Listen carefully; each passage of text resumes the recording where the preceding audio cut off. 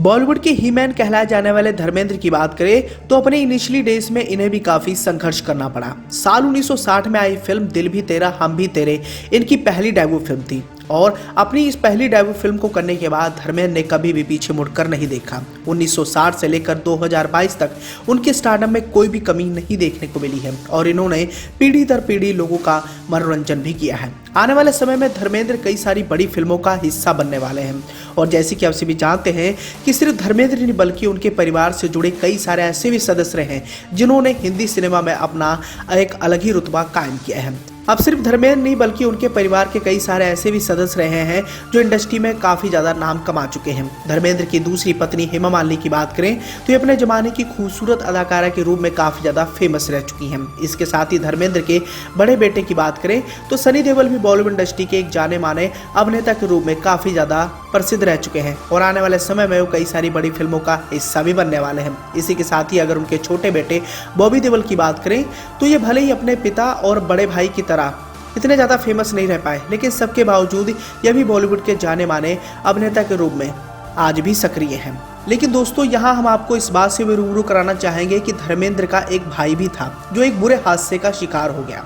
धर्मेंद्र के भाई ने करीब 25 फिल्में बनाई थी और सभी सुपर हिट भी रही थी। वो एक सफल अभिनेता होने के साथ साथ एक अच्छे निर्माता निर्देशक भी थे, लेकिन साल 1988 में उनके भाई की गोली मारकर हत्या कर दी गई थी। आइए चलिए जानते हैं कि धर्मेंद्र के भाई कौन थे। अब एक तरफ जहां बॉलीवुड स्टार धर्मेंद्र को हर कोई जानता है, लेकिन उनके भाई के बारे में बहुत ही कम लोगों को पता होगा। यहाँ हम आपको इस बात की जानकारी देना चाहेंगे कि धर्मेंद्र के भाई का नाम था वीरेंद्र सिंह देओल। ये इंडस्ट्री में आए तो और इन्होंने काफी नाम भी कमा लिया, लेकिन बेहद ही कम उम्र में इन्होंने दुनिया को अलविदा कह दिया था। धर्मेंद्र की तरह वीरेंद्र भी फिल्म इंडस्ट्री में थे और एक समय था जब उन्हें पंजाबी फिल्म इंडस्ट्री का किंग भी कहा जाता था। पत्रिका.com की एक्सक्लूसिव खबर की माने तो वीरेंद्र सिंह पंजाबी सिनेमा के बहुत बड़े सुपरस्टार थे। 80 के दशक में वीरेंद्र सिंह का एक तरह से पंजाबी फिल्म इंडस्ट्री पर राज हुआ करता था। हर निर्माता निर्देशक अपनी फिल्म में वीरेंद्र सिंह को ही लेने के लिए अड़ जाता था। वीरेंद्र सिंह न सिर्फ एक बेहतरीन एक्टर थे बल्कि एक सक्सेसफुल डायरेक्टर और प्रोड्यूसर भी थे। लेकिन धर्मेंद्र के भाई के साथ कुछ ऐसा हो जाएगा ये किसी ने कल्पना भी नहीं की थी।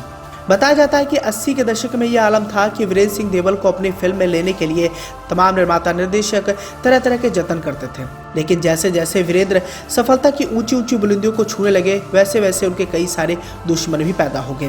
वे सिर्फ पंजाबी नहीं बल्कि हिंदी सिनेमा में भी हाथ आजमा चुके थे। उन्होंने खेल मुकद्दर का और दो चेहरे बनाई थी। ये दोनों ही फिल्में सफल रहीं।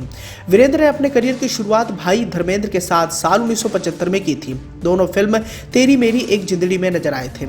एक तरफ जहां बॉलीवुड में धर्मेंद्र का सिक्का चलने लगा, वहीं दूसरी ओर वीरेंद्र भी सुपरस्टार बन चुके थे। कहा तो ये भी गया कि उनकी ये सफलता उनकी दुश्मन बन गई थी और कई लोग उनसे चिढ़ने भी लग गए थे। लेकिन 6 दिसंबर 1988 को वीरेंद्र के साथ एक ऐसा हादसा हो गया जिस हादसे ने सब कुछ छीन लिया। मीडिया रिपोर्ट्स के अनुसार बताया गया कि 6 दिसंबर 1988 को वीरेंद्र सिंह फिल्म जट ते जमीन की शूटिंग कर रहे थे और इसी शूटिंग के दौरान उन पर हमला हुआ और हमले के दौरान उनकी हत्या कर दी गई। उनकी हत्या की खबर पाने के बाद धर्मेंद्र को भी एक बड़ा झटका लगा था। बताया तो ये भी गया कि अगर वीरेंद्र सिंह देओल की हत्या नहीं की जाती तो आने वाले समय में वो बहुत बड़े सुपरस्टार बन जाते और अपने भाई धर्मेंद्र की तरह काफी ज्यादा फेमस रहते, लेकिन उनकी गोली मारकर हत्या कर दी गई। जिस हिसाब से वो कामयाबी की ऊंची ऊंची बुलंदियों को छू रहे थे, उससे चिढ़ने वालों को इतनी ज्यादा तकलीफ हुई कि उन्होंने गोली मारकर वीरेंद्र सिंह देओल की हत्या कर डाली।